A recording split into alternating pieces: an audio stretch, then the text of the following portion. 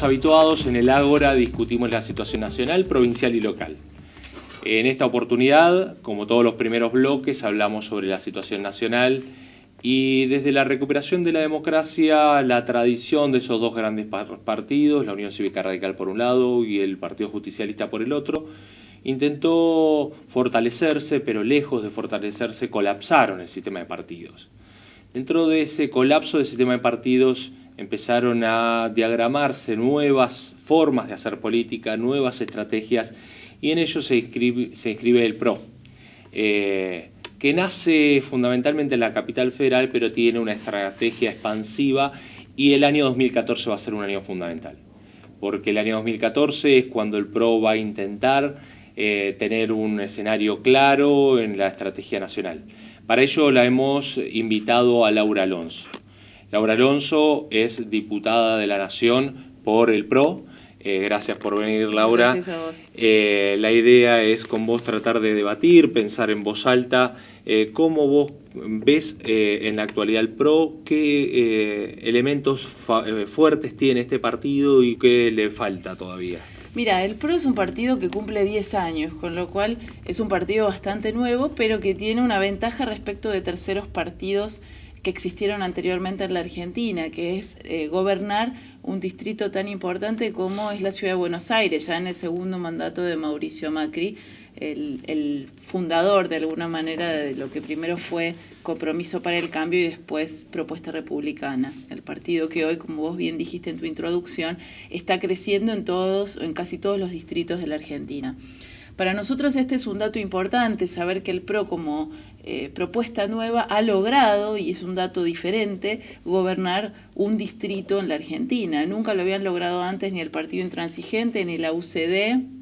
Bueno, el FREPASO de alguna manera, no, si bien nunca, con la alianza... Nunca ganó una elección, o sea, ni el Frente Grande ni el FREPASO ganaron una elección para gobernar un distrito. Así que en ese sentido es una novedad en la historia de los terceros partidos, que no son ni el radicalismo ni el peronismo, este gobierno por parte del PRO que ya lleva 6 años y con muy buenos resultados. En ese sentido nosotros posicionamos la construcción nacional de nuestro partido a partir de la experiencia de gestión de Mauricio en la Ciudad de Buenos Aires, donde demostramos que se pueden hacer cosas distintas, innovadoras, modernizantes en una ciudad tan compleja como es la capital de todos los argentinos, y eso nos parece que es la mejor carta de presentación que tenemos para la elección del 2015. El PRO ha tenido una estrategia clara en estos últimos años de buscar liderazgos, ¿no? Me parece que ese ha sido el punto fuerte del PRO, donde no solo la figura Mauricio Macri, sino también la de Miguel del Cel, la de Baldassi.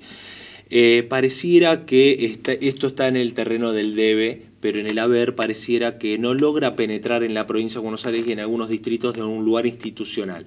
¿Considerás que esto es así? ¿Cómo estás mirando vos la estrategia hacia futuro para que esto no siga sucediendo? Mira, el dato para nosotros es la elección de octubre del 2013, donde el PRO es el partido que más creció en comparación con el resto de otros partidos. Por supuesto que es un crecimiento importante y nosotros entendemos que esto es así porque los datos lo demuestran, pero que muchas veces no alcanza. Entonces, por eso seguimos trabajando fuertemente, no solo en la búsqueda de liderazgos ya instalados, que para nosotros es importante, y además digo que Héctor Baldassi en Córdoba, que el Colo McAllister en La Pampa o que Miguel del Cel en Santa Fe hayan elegido estar en el PRO y no estar en los partidos alternativos, también habla de lo que le ofrece el PRO a todos aquellos que no hicimos política antes o aquellos que son independientes y nunca participaron en un partido político, que es una forma diferente de estructurar la participación política, muy basada en la cercanía, el contacto directo con el ciudadano, un lenguaje llano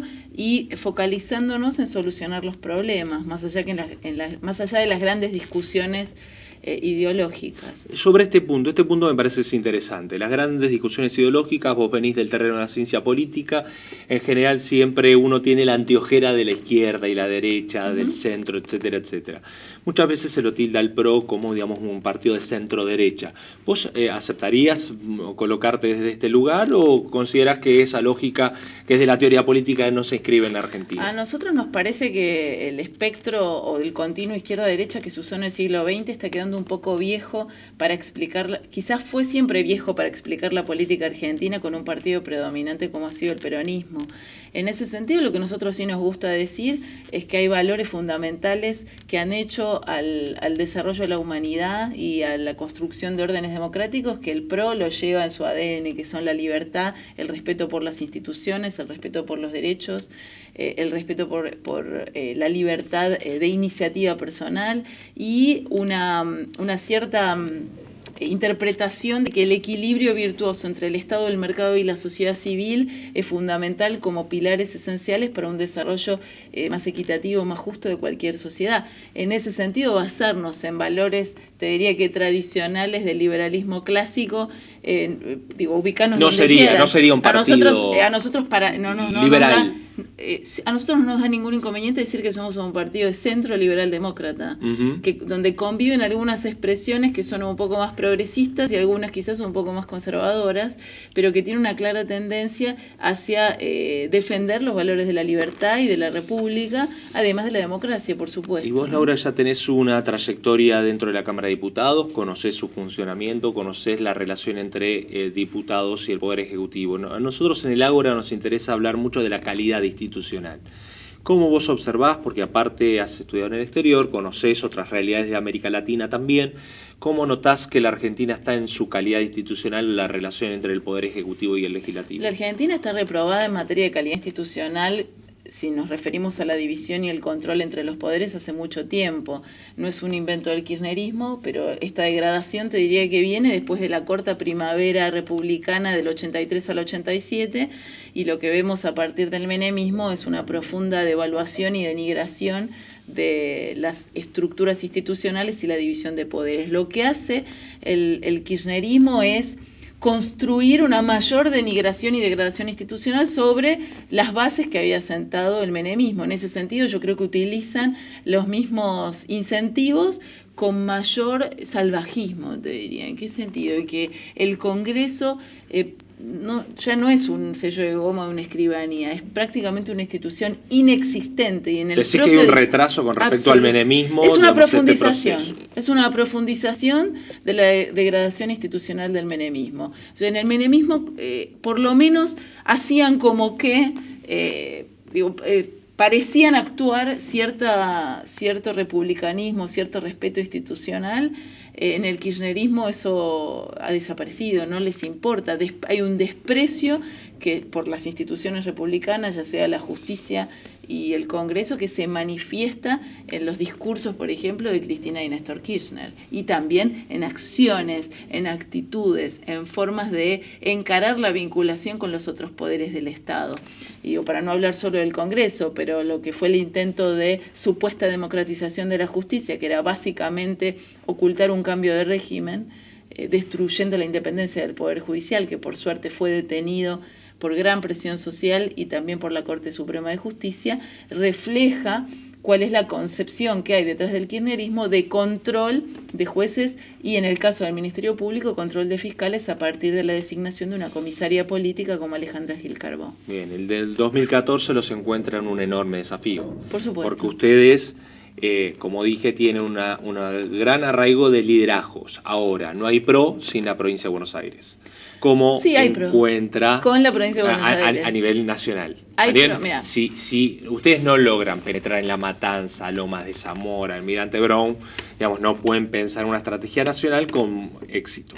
¿Esto lo pensás vos en términos de una construcción distinta o pensás en una estrategia de alianzas con otros partidos políticos? No, nosotros creemos en nuestra propia construcción, creemos que somos una alternativa viable. No es fácil, pero no es imposible hacerlo.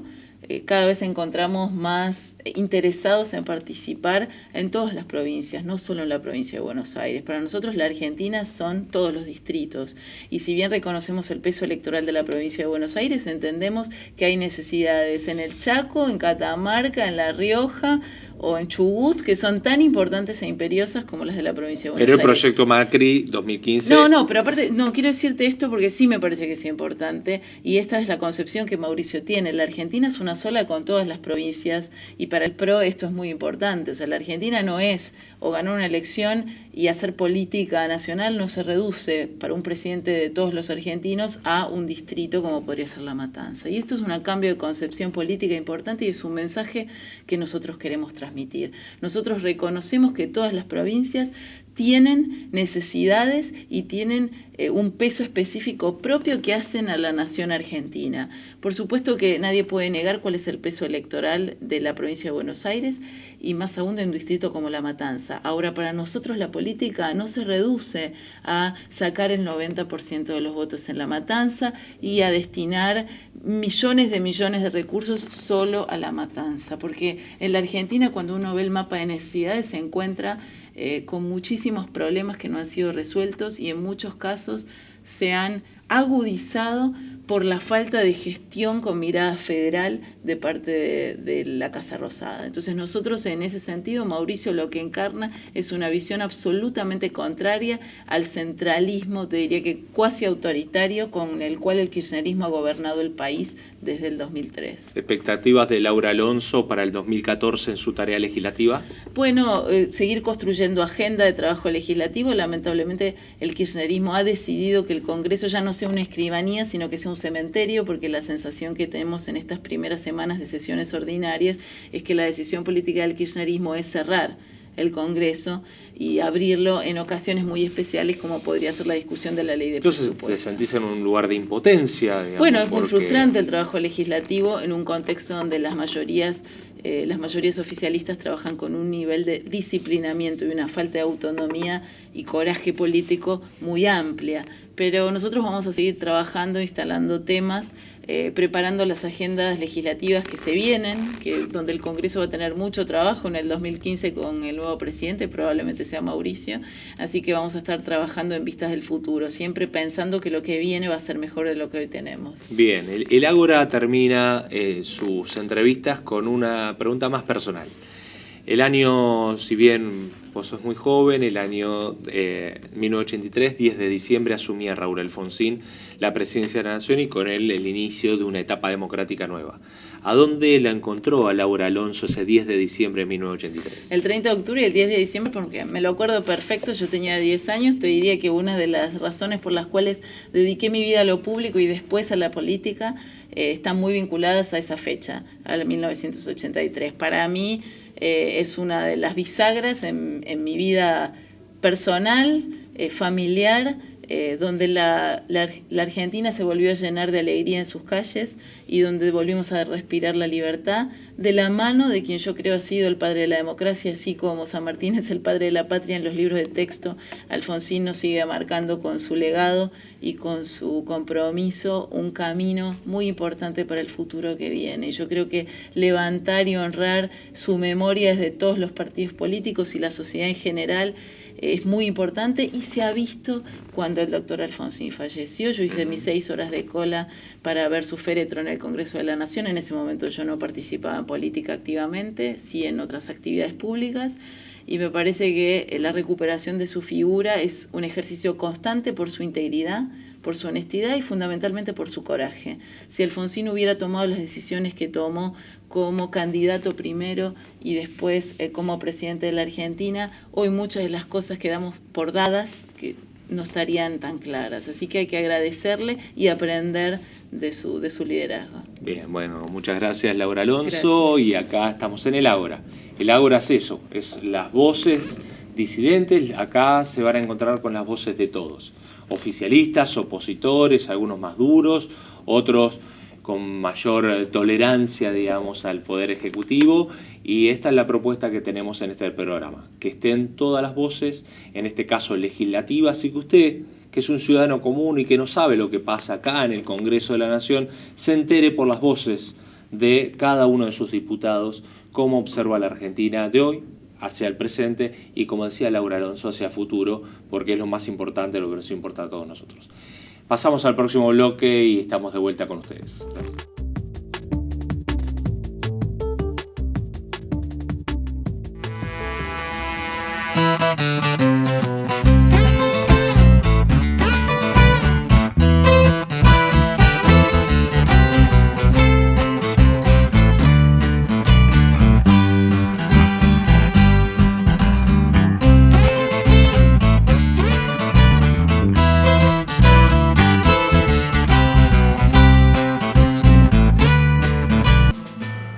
En el Ágora estamos preocupados por la calidad democrática. Desde el 83 hasta ahora hemos recuperado la democracia, hemos consolidado la democracia, pero también tenemos que estar pensando en la calidad. Y la verdad es que a lo largo de estos años los argentinos hemos recuperado algunas cosas o hemos conseguido algunas cosas en el proceso de la defensa de los vecinos, de los ciudadanos, como figuras como referéndum, plebiscitos, pero también organismos, oficinas del Estado, en donde los ciudadanos pueden ir a quejarse o a escuchar una voz. Una de estas figuras es la figura del defensor del pueblo. La reforma de la Constitución de 1994 ha agregado esta figura tan importante como la del defensor del pueblo. Una figura que parece muy pomposa en su nombre porque parece que el defensor del pueblo es el defensor de todos, y no sabemos demasiado desmenuzar de qué se trata. Para esto, Oscar Negrelli nos está acompañando hoy. Oscar Negrelli es un funcionario de la Defensoría del Pueblo. Bastante recientemente nombrado, pero es una figura con una trayectoria política de muchos años, oriundo de la ciudad de La Plata. Acaba de cumplir su mandato como diputado de la provincia de Buenos Aires y hoy ocupa un lugar importantísimo dentro de la esfera del escenario provincial en la figura del defensor del pueblo. Con él hoy estamos para preguntarle y agradecerle principalmente haberse venido hasta acá, hasta Cañuelas, a este Canal 5 de Cañuelas en este primer programa. Oscar Negrelli, te agradezco profundamente que te hayas venido hasta acá y bueno, gracias por haber venido. No, por favor, gracias por la invitación, acompañar iniciativas de estas características que permitan pensarnos, repensarnos, mirar hacia adelante, son muy importantes, así que también lo tomo como un aporte valioso de ustedes por el esfuerzo y sacrificio de llevar adelante este tipo de iniciativas, como una suma, como un aporte a la calidad de vida democrática, como vos decías en la introducción del bloque. Bien, lo que nosotros estamos haciendo es tratar de generar conciencia ciudadana. Y parte de generar conciencia ciudadana es explicarle al televidente que a veces escucha algunos nombres que parecen cargados de contenido, pero también vacíos de contenido, porque esta figura del defensor del pueblo genera algunas confusiones. ¿Podrías explicarnos qué hace un defensor del pueblo en la provincia de Buenos Aires?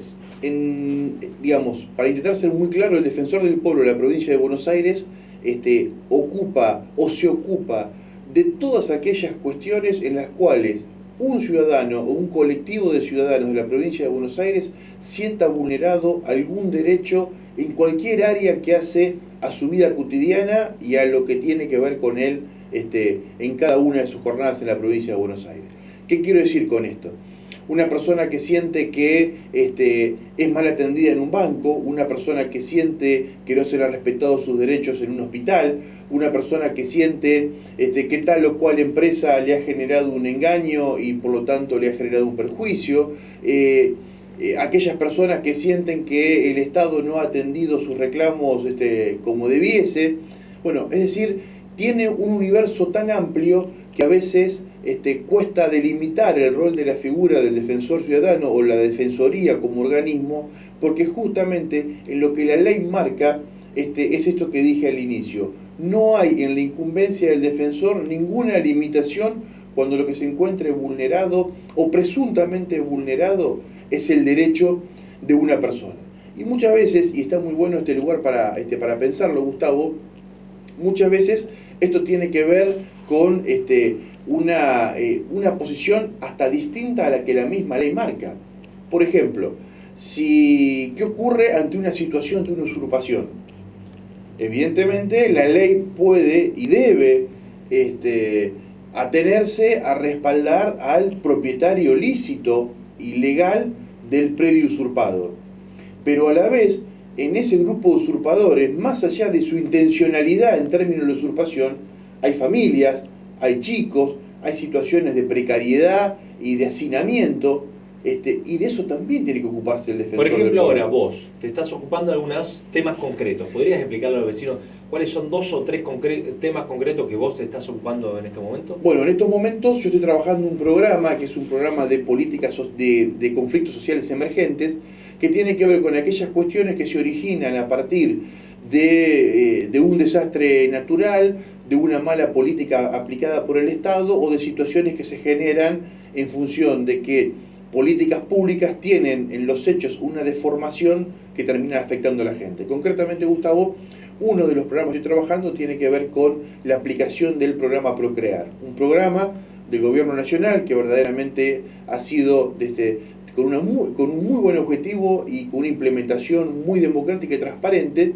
pero que exige a aquellos que obtienen el programa ser propietarios de un lote y que la construcción de la vivienda se haga en distintas etapas o plazos. ¿Qué ocurre cuando uno va al terreno? Cuando uno va al terreno ocurre que los valores de los lotes han aumentado mucho producto de la especulación inmobiliaria, sabiendo de que hay una demanda de lotes por esta gente que tiene el crédito otorgado y acordado y debe salir a comprar el lote. Entonces aparece la especulación inmobiliaria elevando de manera irracional los precios de los lotes. O por otro lado, aquellos que tienen que certificar el primero o segundo tramo, y con el dinero que les dan por esos tramos de acuerdo al crédito inicial, con la inflación y con el aumento de costo de vida, no alcanzan a cumplir el segundo tramo y por lo tanto pueden certificarlo para que les den el dinero del tercer tramo. Nosotros acá en el videograph vamos a poner número de teléfono de la Defensoría del Pueblo, las direcciones, las líneas de comunicación. Ahora, uno que está del otro lado dice, ¿me darán bolilla? Una denuncia por teléfono. ¿Cómo hace? ¿Cómo se concreta ese reclamo a la hora del vecino común? Dice, llamo por teléfono. ¿Cómo se operativiza? El reclamo se operativiza desde la página web de la Defensoría. La página web de la Defensoría tiene un formulario de muy sencilla confección y ese formulario genera una queja. Ya esa queja entra dentro del sistema de la Defensoría y es tomada por alguna de las secretarías que conforman la Defensoría de acuerdo a la temática o palabra clave de la queja que el vecino generó. Y en el transcurso de las primeras 48 horas ya el vecino es contactado desde la Defensoría a efectos de profundizar lo que ha planteado en la planilla confeccionada y a efectos de empezar a orientarlo en las distintas cuestiones. Soy un jubilado, no accedo a internet. ¿Puedo ir a mi municipio? ¿Me tengo que trasladar a La Plata? ¿Cómo es eso? Ahí ya hay que sugerir la puesta en marcha del 0800 porque es cierto que el paso de expansión territorial de la Defensoría todavía no se ha logrado. ¿Y cuáles son las denuncias que en general, a grandes rasgos, son lo que más se recibe? Las denuncias tienen que ver, por un lado, con todo lo que es usuarios y consumidores, por otro lado, con lo que es la atención de organismos. Dos casos muy simbólicos son el IOMA y el Banco de la Provincia de Buenos Aires, y después lo que tiene que ver directamente con la intervención directa del Estado. La salud, la educación, la policía, la justicia, y en un último, no digo último, pero en otro lugar estaría lo que tenga que ver más con la mediación de conflictos entre particulares o entre partes, que aquí ocurre esto de la poca difusión que aún tiene la Defensoría, porque en definitiva la Defensoría va sobre un derecho vulnerado o potencialmente vulnerado de un ciudadano bonaerense que debería ser garantizado, monitoreado por el Estado. Sí, me parece que es una de las tareas pendientes de la Defensoría del Pueblo, ¿no? Me parece que la Defensoría del Pueblo, entre todas las tareas que están mencionando, me parece un mundo en sí mismo. Por supuesto. La tarea que tiene que tener es una tarea en los medios de comunicación y también en la educación, ¿no? Que los jóvenes en las escuelas sepan que existe esta entidad y cuál es su rubro. Mira, recién estábamos hablando fuera del aire con Juan, que es uno de nuestros camarógrafos, y preguntaba, ¿qué diferencia hay entre un defensor del pueblo y un defensor del consumidor? Y te agregaría otro, los entes reguladores. Digamos, parecería como que se entrecruzan, ¿no? Hay tres entes que se entrecruzan. Sí, verdaderamente se entrecruzan. Respecto a la comparación con la defensa del consumidor, sencillamente el área de la Defensoría del Pueblo es mucho más abarcativa, esto que acabo de mencionar. Hoy nosotros tenemos un programa dentro del Observatorio de Violencia de Género que tiene que ver con la violencia obstétrica, es decir, se han ido comprobando a lo largo del tiempo casos donde la parturienta o la mujer ha recibido un tratamiento dentro del hospital o clínica en la cual ha visto se ha visto vulnerada en todo el respeto que hace hacia la dignidad de la persona. Y eso no tiene nada que ver con convertirte en un usuario o un consumidor. Que vos tengas situaciones de violencia policial no tiene nada que ver con el tema de usuario y un consumidor. No obstante, yo tengo un celular, a mí me están sobrefacturando 5 meses, ¿puedo ir a Defensoría del Pueblo? Absolutamente, porque hay otro área específicamente para usuarios y consumidores. Y acá lo engancho con los entes reguladores. Con los entes reguladores, claro que hay un entrecruzamiento. El problema está que la Defensoría se ve sobrecargada de este tipo de denuncias porque lamentablemente los entes reguladores que nacieron en la década del 90 bajo la lógica de que el reglamento y sus áreas de incumbencia las terminaron determinando los mismos que debían ser controlados, ese andamiaje durante la década esta del kirchnerismo no se desarmó, todo lo contrario. Fíjate, sin ir más lejos, Gustavo, que cuando se produjo la crisis de energía eléctrica en el verano, nadie escuchó una sola vez nombrarse al ENRE. Salía el ministro de Planificación Federal diciendo vamos a multar a Edesur o Edenor, pero el organismo que tiene esa potestad ni abría la boca, y para la gente es un ámbito absolutamente desconocido. Pasa lo mismo con la Secretaría de Comunicaciones, pasa lo mismo a nivel provincial con el OSEBA y el OCABA, que terminan dependiendo del Ejecutivo de turno. Entonces, verdaderamente, los entes reguladores en la década del 90 se armaron de una forma tal que, como no se metió mano en eso, hoy son absolutamente, no diría perjudiciales, pero sí inocuos e indiferentes a la problemática de cada uno de nosotros en nuestro rol de bueno, de hecho, cuando usuarios. Nosotros estamos haciendo un eje en este programa sobre la calidad democrática, uno de los los debes que tiene la democracia actual es que estos entes reguladores cumplan la función real. Inclusive dentro de la Defensoría del Pueblo, la idea fuerza de las Defensorías del Pueblo era que sean un contralor del Ejecutivo, por lo tanto, también en el debe los defensores del pueblo tienen que ser no del mismo signo político que el Poder Ejecutivo, y esto es quizás uno de los debes que tiene la Defensoría del Pueblo. Con tu experiencia como legislador y hoy desde la función pública, si tendrías que mencionar 2 o 3 debes y haber de esta Defensoría del Pueblo, para que el ciudadano diga, bueno, el defensor del pueblo ha ganado esta batalla en esto, esto y esto, pero falta esto. Bueno, dentro de las batallas que se ha ganado es ni más ni menos ser reconocido por el Poder Judicial como actor en cada una de las demandas que tengan que ver en el contencioso administrativo. Esto ya de por sí es importante porque nos permite a nosotros accionar judicialmente para defender o amparar derechos de los ciudadanos potencialmente vulnerados por el Estado. ¿Pueden actuar de oficio? Podemos actuar de oficio, exactamente. ¿Qué está en el debe? Como decías vos y marcabas vos, la expansión de la Defensoría en términos territoriales, porque es cierto que si no terminamos bajo esta lógica, la provincia es muy grande, pero termina atendiendo en Buenos Aires o en la Ciudad de La Plata. Y también poder brindarle a la sociedad un mayor nivel de conocimiento de lo que la Defensoría puede hacer a efectos de que la gente utilice. El otro día un vecino me planteaba, mirá Oscar, el problema que tenemos es que hoy conocemos muchas de las cuestiones por la cual debemos defendernos de determinada prestación de servicios. Ahora, el problema está que ninguna de esas defensas puede empezar por otro lugar que no sea enviando una carta de documento que cuesta 95 pesos. Le digo, tenés razón, justamente para eso está la Defensoría. En la Defensoría no solamente que no hay que abonar nada, sino que automáticamente la gestión con el que está vulnerando o incumpliendo un servicio la realiza la Defensoría. No es que asesoramos, y esto es muy importante decirlo y aclararlo, no es que la Defensoría asesora a la persona para ver cómo se defiende del prestador. No, la asesoría actúa y es la que va hacia el prestador a exigir explicaciones y en todo caso después a plantearle modificación de conductas o de procedimientos. Bien. Una última pregunta, ya del terreno personal. ¿Cómo no? El Ágora termina todas sus entrevistas preguntándote, por un lado, ¿por qué la participación política? ¿Cómo arrancaste en la participación política? Y fundamentalmente, ¿cómo te recordás vos el 10 de diciembre de 1983 cuando asumió Raúl Alfonsín?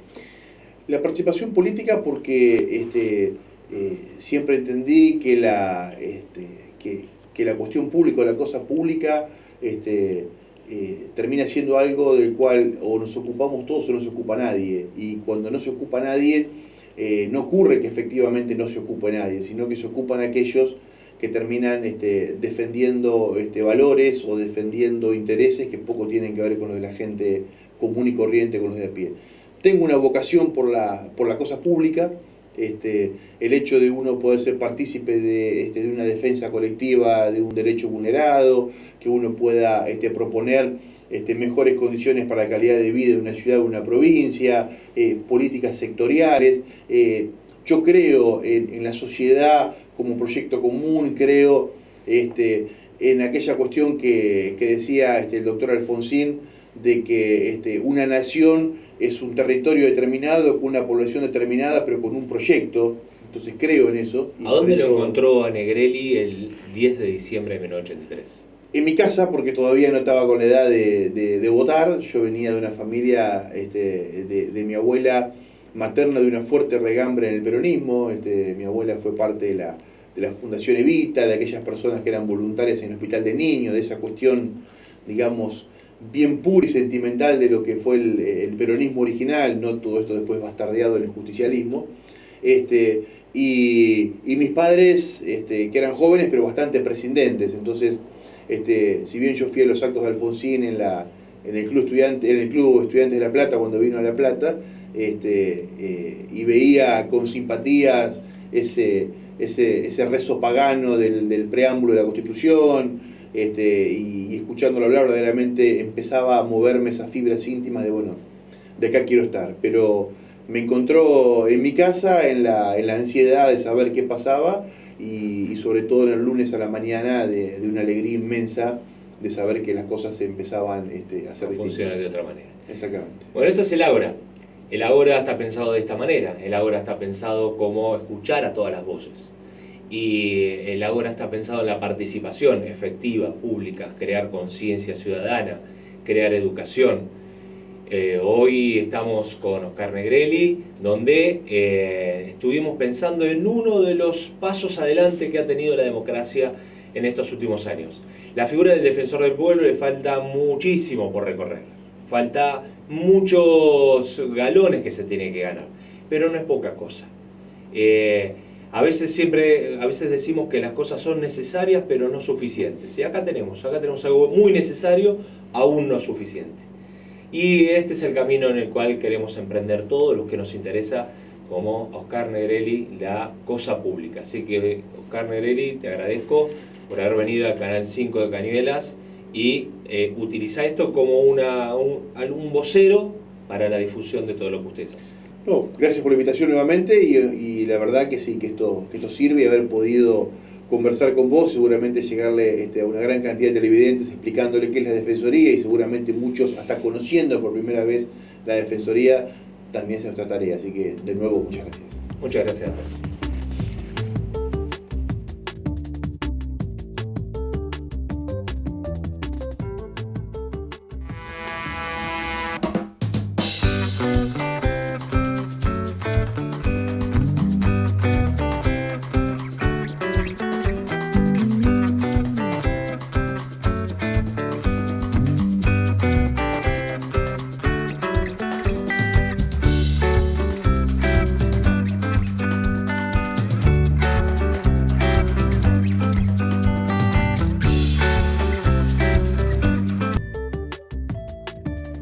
En La Tecla, la política local nos interesa y mucho, porque sabemos que en la Argentina cada vez más la política se define en el área local. Entonces, tener protagonistas de esa esfera local nos es muy importante. Hoy, en La Tecla, tenemos el honor de recibir en Canal 5 de Cañuelas a Horacio Cabrera. Horacio Cabrera es el presidente del Frente Cívico y Social de la ciudad de Cañuelas. Con él vamos a estar hablando sobre la política local, sobre los desafíos que tiene, en este caso, el Frente Cívico y Social de esta ciudad. Bienvenido, Horacio. Para nosotros es un honor tenerte acá en Canal 5, y queríamos saber cómo vos estás observando la política de Cañuelas. Bueno, de todo un gusto poder estar en tu programa, Gustavo, y bueno, como observando la política de Cañuelas es bastante complejo, es un tema complejo porque como se viene dando en los últimos años en las distintas elecciones, ¿no? Desde 2011, ahora el 2013, la verdad que siempre a nivel local en general se responde a un liderazgo de a nivel nacional que te arrastra mucho y eso no hace de que sea muy objetivo la elección. La verdad que a uno le cuesta entender del punto de vista social que es lo que la gente vota. Si vos tendrías que analizar los 3 puntos fuertes que tiene el intendente de Cañuelas, si vos tendrías que reconocer 3 ejes en los cuales ha trabajado bien el intendente Gustavo Arrieta, ¿qué tendrías para destacar? Que ha trabajado por ahí en la llegada a los barrios más carenciados, donde nosotros no hemos podido penetrar en esos lugares, a pesar de que nuestra propuesta es mucho más sustentable, es mucho más firme, por lo menos para lo que nosotros pensamos. Él a eso le ha favorecido, que viene de una política nacional y provincial tremendamente populista, y creo que eso le ha favorecido poder penetrar en esos barrios y poder manejar un montón de dinero destinado a la acción social que le ha favorecido eso.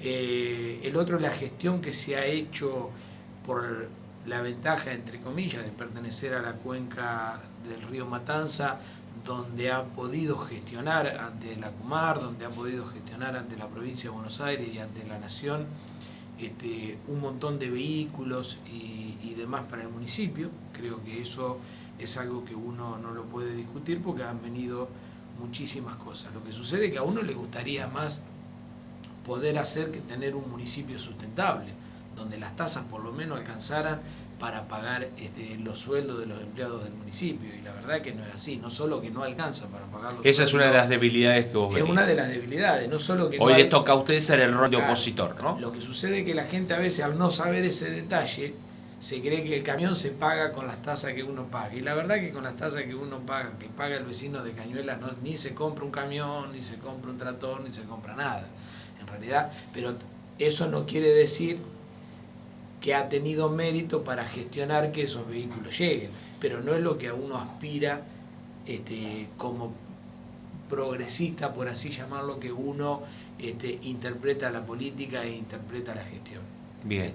O sea que eso tiene sus cosas, como todo gobierno. O sea, convengamos que en la democracia todos los funcionarios y todos los gobiernos que pasan tienen cosas buenas y tienen cosas malas, que al final de esa meta se verá cuáles son las que han predominado. ¿Y las debilidades más profundas que tiene esta gestión municipal? Las debilidades más profundas, habilidades y paradójicamente debilidades, porque la habilidad es hacer entender a la gente o hacer ver algo que realmente no es así. Y la debilidad es que con los fondos propios del municipio no se puede gestionar absolutamente nada, porque los números no cierran de ninguna manera. Pero eso tiene la habilidad de poder hacerle ver a la gente otra cosa, y que la gente no sabe el detalle. Y usted viene de las filas de la Unión Cívica Radical, es un militante destacado hace mucho tiempo, un dirigente, ya ha sido presidente del partido. El radicalismo en Cañuelas ha gobernado desde el año 83 hasta el año 2007. ¿Qué fue lo que pasó, según su criterio, por el cual la Unión Cívica Radical ha perdido la gestión a partir del 2007? Bueno, yo creo que es un conjunto de cosas. La política neoliberal de los años 90 nos ha hecho mucho mal. El hecho del surgimiento de liderazgos populares con estrategias de gobiernos populistas nos ha hecho mucho mal, porque ello nos ha hecho retrogradar en el tiempo. En lugar de fortalecer esa democracia por la cual tanto peleamos, la debilitamos, porque hoy todavía seguimos pensando en liderazgo y no seguimos pensando en estrategias de gobierno, de decisiones horizontales, como siempre la ha tenido nuestro partido. Porque es un caso extraño, ¿no? Porque si uno mira, gran parte de las intendencias radicales se perdieron a partir de 2001, pero no del 2007. Y acá a ustedes, digamos, como que el efecto le vino un poco más retrasado. Nos vino un poco más retrasado porque veníamos de hacer buenas gestiones con nuestros intendentes radicales, pero lo que sucede es que después este tema que yo te decía del presupuesto le toca a todos, y si uno no va a pedir a las arcas de la provincia o de la nación, o como en este caso que se pudo conseguir muchas cosas de Acumar, es muy difícil, como está hoy planteada la situación de coparticipación municipal, que un municipio se pueda arreglar con los fondos propios. Entonces el problema es mucho más complejo. Nosotros hoy tenemos un Estado democrático, pero o un sistema democrático, pero no tenemos un Estado democrático. No hemos podido ejercer las distintas alternativas y sacarle provecho a toda la riqueza que tiene el sistema democrático con todos los defectos que tiene. Ese es un punto interesante, claro. Cabrera. A nosotros acá en el Ágora nos interesa mucho el tema de la calidad institucional. Si bien usted recién ingresa al Consejo Deliberante, tiene una vasta experiencia sobre el funcionamiento del Consejo Deliberante en la ciudad de Cañuelas, ¿cómo usted analizaría el funcionamiento de la calidad democrática en este órgano, que es el órgano legislativo local, ¿no? Entonces, ¿cómo funciona hoy la calidad institucional en el legislativo en Cañuelas? Lo que sucede es que van por caminos separados la calidad institucional y los votos que uno necesita para llevar adelante un proyecto. Porque la verdad es que hoy es mucho más fácil y da mucho más rédito legislar por el diario, por los medios de comunicación, que no por el recinto del Consejo Deliberante. Esto es así, y esto es producto de todos los gobiernos populistas que hemos tenido durante muchísimo tiempo. Da muchísimo más rédito hacer una denuncia en la televisión que hacer una denuncia o un pedido de informe o un proyecto presentado en el Consejo Deliberante con fundamentos, con discusiones como debe ser. Hoy la oposición tiene un rol en el Consejo Deliberante, es escuchado, presentan. ¿Cuál es el desafío del Frente Cívico y Social? El desafío del Frente Cívico y Social es poder proponer esto. Lo que sucede es que eso, paradójicamente, a veces ante la vista de las grandes masas, uno no puede hacer una masa crítica de esto, porque ante esa vista de esas masas, lo que nos dicen es, y bueno, ustedes son por ahí muy fríos, por ahí son muy poco consistentes, y en realidad que ni somos fríos ni somos muy poco consistentes, sino todo lo contrario.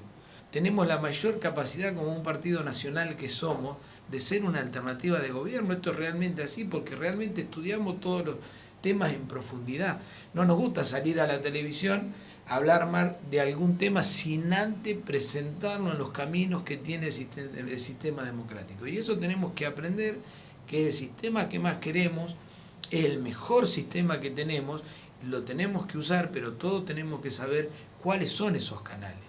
Porque que yo venga a plantear una denuncia acá, si antes no la he planteado o no he ido con un proyecto alternativo al recinto del Consejo Deliberante, la verdad que estoy engañando a la gente, porque es como estar planteando algo en una mesa de café que no va a llegar a nada. Pensemos que en el 2015 ustedes pueden acceder nuevamente a la Intendencia Municipal. Nosotros tenemos toda la capacidad de poder acceder. Lo que sucede es que tenemos que hacerle entender a la gente cuáles son los caminos reales para que Cañuelas mejore. Bueno, nosotros estamos trabajando... Pensemos en esa hipótesis, ¿no? Ustedes, el Frente Progresista Cívico y Social, llega a la Intendencia en el año 2015. ¿Cuáles serían los ejes con el cual trabajaría la política municipal? Bueno, hay 3 ejes que son muy importantes que nosotros nos hemos venido desarrollando en nuestra plataforma, lo vamos a desarrollar desde el Consejo Deliberante y lo vamos a llevar a cabo si somos gobierno en el 2015. Uno, tener un instituto de estadística local, porque nosotros creemos que sin estadística propia no se pueden tomar decisiones, no se puede asignar 2 pesos a una cosa y 3 pesos a la otra porque nos parece. Eso no puede ser así, tiene que ser racional, tiene que ser equitativo. Tenemos que modificar la resolución tributaria, tenemos que modificar las leyes tributarias locales, no puede haber aumentos del 40, del 41% para todas las cosas iguales, porque no todos tienen los mismos insumos. Tenemos que fiscalizar de esa tasa la contraprestación de servicio. La tasa lleva implícito una contraprestación de servicio que hoy no la tenemos y nadie la fiscaliza. Entonces realmente se paga una tasa que no sabemos por qué la estamos pagando. Y eso nosotros la queremos modificar, porque aparte tiene que ser más equitativa, no puede pagar lo mismo una casa de una zona humilde a una casa de una zona residencial. Y no se puede pagar lo mismo en concepto de una licencia de conducir, donde lo único que tiene es gasto administrativo, no se puede aumentar lo mismo que la recolección de basura, donde ahí uno tiene otros insumos. Entonces ahí nosotros creemos, vos me habías preguntado los ejes, bueno, ese es uno de los ejes importantes, porque eso es coyuntural y eso lleva a una gran discusión y lleva a un acuerdo de todos los partidos que tienen representación legislativa. El otro problema es el tema de la salud. Nosotros ahí tenemos una idea muy firme y estamos muy convencidos de lo que nosotros queremos de la salud de Cañuelas. Nosotros estamos convencidos que la salud de Cañuelas no se soluciona con hospitales de alta complejidad. Y en esto se le miente a la gente también y tienen la facilidad de poder hacerle creer esto a la gente. Porque el sistema de salud no es un edificio. El sistema de salud depende del espíritu que uno pueda crear dentro de esas paredes donde se hace salud. Y si se hace salud teniendo un plan de salud como corresponde para las necesidades que uno tiene. Porque la gente de que uno cabe preguntar, y a mí me toca verlo de cerca, ¿cuáles son los mayores problemas que tenemos en la ciudadanía? ¿De qué se muere la gente en la provincia de Buenos Aires? La gente de la provincia de Buenos Aires se muere por enfermedades totalmente prevenibles, enfermedad cardiovascular, epidemia de diabetes que son prevenibles y accidentes de tránsito, 7.000 accidentes de tránsito por año. Entonces por ahí es mucho más efectivo gastar plata en que se utilice casco y no en seguir poniendo hospitales de alta complejidad donde no funcionan, donde no tenemos gente que quiera ir a trabajar a los hospitales públicos por un montón de cuestiones, porque tenemos trabajadores en negro, porque no tenemos los insumos correspondientes. Y podríamos hablar... Y el tercer eje, me dijo, por un lado el tema de las tasas, por el otro lado estadísticas. Manejar las tributarias. Y el tema de salud. El tema de salud, que es muy importante, y el tema de seguridad, que yo siempre digo que el tema de seguridad tiene que tener un ítem aparte. No se puede hablar a la ligera de seguridad. En seguridad hay que hacer un programa donde abarque 10 o 15 años de un acuerdo entre todos los partidos, lo mismo que en salud también pasa lo mismo, que tenga representación política y saber qué vamos a hacer. ¿Policía municipal sí o no? En estos lugares, chicos, nosotros creemos que la policía municipal puede andar con algunos cambios. Tiene que tener un foro de seguridad donde realmente sea representativo, como nosotros lo hemos tenido, un foro donde estén representadas todas las instituciones intermedias. Las instituciones intermedias no tienen que ser como sucede ahora, no tienen que estar manchadas por la política, la institución del barrio, ¿sí? Eso, las instituciones intermedias tienen que estar apartadas de eso, realmente tienen que ser puras, porque siempre son los que llevan el reclamo real del barrio. Entonces nosotros proponemos un foro de seguridad que sea muchísimo más amplio, donde tenga muchísimo más poderes, porque también sabemos que cuando no había esos foros o cuando no estaba la policía comunal, era muy difícil controlar la policía provincial. Bien. Entonces, de lo contrario, hay que hacer mecanismos de fiscalización diferentes a los que había para la policía provincial, pero eso es muchísimo más difícil. Entonces creemos, es un tema muy complejo. Claro, la seguridad es mucho más complejo porque hay intervención aparte, de provincia y local, ¿no? Y por el otro lado, no podemos hablar de seguridad si no incluimos la educación. Tenemos la peor educación que hemos tenido en los 20 años. Nuestras facultades no califican a nivel mundial, cuando eran orgullos nuestros. Y en esto también hay un populismo muy grande, porque uno basta comprender la televisión y decir cuántos científicos regresan a la Argentina, pero veamos la escala de calificación a ver cómo estamos. Facultades como la Universidad de Buenos Aires, facultades como la Universidad de La Plata. Entonces, hablar de seguridad sin incluir la educación realmente no tiene sentido ponernos a hablar. Cabrera, dos preguntas ya más personales y para cerrar la nota. La primera tiene que ver para aquellos televidentes. Está viendo a Cabrera, que es un concejal de Cañuelas, médico, hace bombero también. ¿Por qué involucrarse en política? No, bueno, yo creo que esto viene de muchísimo tiempo en mi vida particular. Y segundo, porque creo que no hay otra alternativa. Nosotros tenemos que participar y tenemos que ser garante de que la participación sirva para algo. Y en eso por ahí es lo que hacemos política desde hace mucho tiempo, no yo particularmente, pero mucho hemos mirado para el costado. Nosotros tenemos que salir a convencer la masa para que venga a militar a los partidos. Esto le ha hecho muy mal todo esto de los frentes. Yo soy un convencido que la democracia se construye a partir de partidos fuertes, donde estén representadas todas las ideologías, donde estén representadas los de centro izquierda, donde estén representados los de derecha, donde estén representados los de izquierda extrema, donde estén todos, porque estos frentes se mezclan mucho y a veces es muy difícil poder congeniar algo. Y después yo creo que desde que elegí ser médico, elegí participar para el prójimo. La medicina no es solo una profesión científica. Quien no entienda la medicina como social, política y científica, yo particularmente creo que está equivocado. Bien. O sea, si hay alguien que conoce la sociedad, es el médico. Si hay alguien que conoce el problema sanitario de la salud, también es justamente el médico. No vale de nada que yo tenga, y estas son palabras propias de Carrillo, uno de los grandes sanitaristas que ha tenido este país, que uno pueda curar una diarrea con un antibiótico si a esa diarrea no le hacemos cloacas y no le damos un agua corriente, no le damos un agua potable como corresponde. O sea que eso, y en eso no es solamente un decir, no es solamente el discurso. Atrás de esto está la plata de todos los contribuyentes de nuestro país, de nuestra provincia y de nuestro municipio. Y una última, Cabrera. El 10 de diciembre del año 1983, esta es la pregunta del Ágora, así cerramos todas las notas. ¿Cómo lo recuerda ese día? Ese día asumía el doctor Raúl Alfonsín y la recuperación de la democracia. Y lo recuerdo con mucha emoción. Yo la verdad que a uno le agarra un nudo en la garganta cuando recuerda esos momentos, porque bueno... ¿Dónde estaba usted? Yo era muy chico, yo todavía estaba en Colón, en la provincia de Buenos Aires, donde iniciaba mi militancia en 1982.